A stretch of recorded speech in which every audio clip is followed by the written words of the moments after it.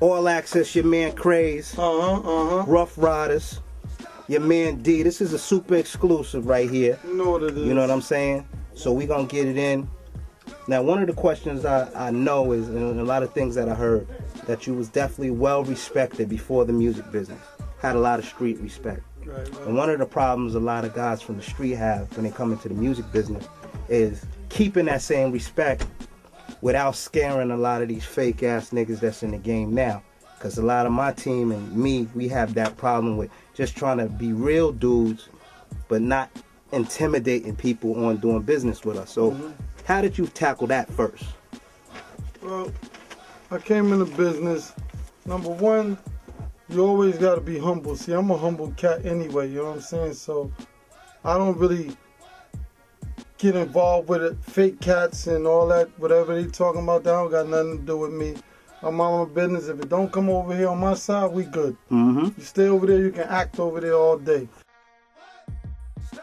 So I guess where we at with the artists right now? You mentioned you had artists. For those that don't know who you are, kind of let them know what you meant to the game of hip-hop and what you brought to the game of hip-hop. Because, you know, for people that's familiar with it, I know who you are and some of the fans that's watching now. But let's get them a little bit familiar with you.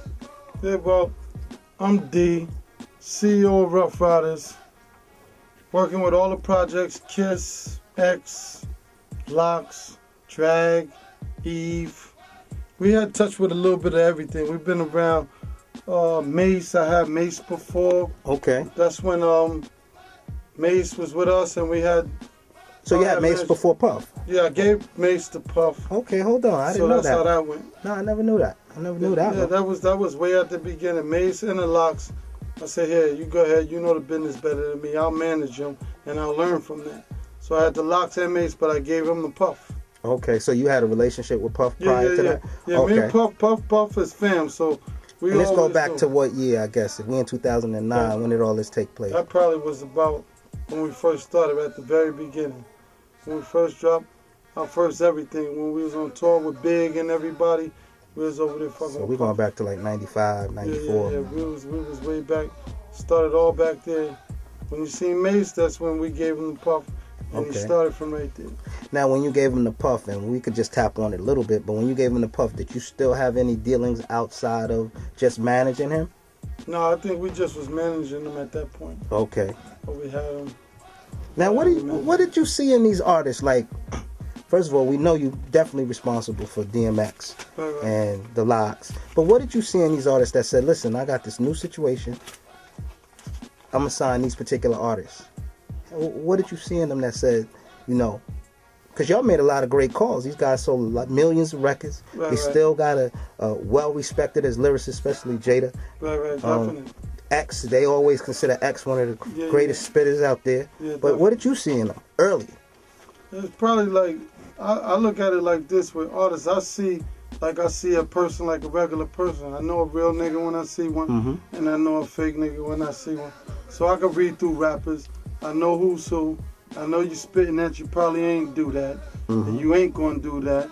But you know, some people that I look at and I just kind of look at the character in the person. And I done heard people rap all my life. I'm from there, so I know niggas that spit on Money Nice right there. So you gotta pick what you know you can make work. Okay. I can't pick them all, so I say this one right here, I might can make this project work. Okay. So I take them and say, here, let's work on it. Then we get in the studio and we build on it from there, and we come up with a formula and we make it work. That's a collaboration of us and the artists. Okay. Ain't nobody just walking in and running to the top. It ain't going like that. Now, we hear about a lot of the stuff about the Ruff Ryders back in the day where you had to go through this whole lyrical boot camp. Oh, yeah, this battling shit. And it brings me up to that infamous DMX and JAYZ battle. Oh, yeah. That was in the Bronx. Tell me a little bit about that, because that's a little history you're giving us right now. That was in the BX. Okay. That battle wasn't even for X and Jigga. Okay. It was some other people. It was Jigga's people and some other people that was in it. So we just happened to be in the room, and then Jigga. And I just want to say this before you even go into that. I heard back then y'all was putting money on the table about the artists, like. Oh yeah. We was putting. This is real. This was real battles. We was going in. We was having it. You know, we was just doing it. Everybody thought they had the best. Well, we knew we had the best.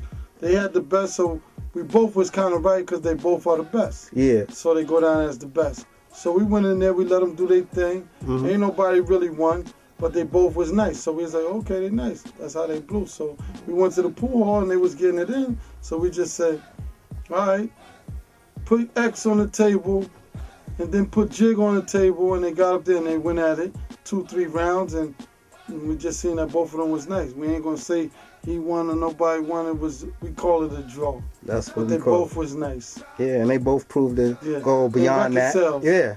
And so that in record sales, so that's all we need to know. They both sold records. Definitely. So, and I want to touch on a little bit other things. You're talking about right now, for those that's watching, tuning in, tuning in your man Craze and D from Ruff Ryders. This is super exclusive. That's right. Giving us the history, a little bit of Ruff Ryders. But one of the things I want to touch base on, how did you get your deal? How did you, go and, that's kind of hard because for guys just to, obviously you said you was always involved with music.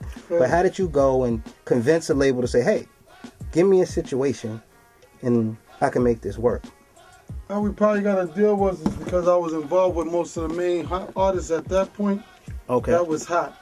They knew, the labels had already knew that we was responsible for Mase, The Lox, X, E. They knew that we had that, so they was like, well, let's talk to D, because we know he works hands-on with the artists. So we get him the A&R over here, and if he A&R over here, then he can help us with our artists. I said, I ain't gonna probably be able to do that because I got my peoples over here. So you take me, you gotta take them. Okay. So the best way to do that is just give me a deal, and you got me.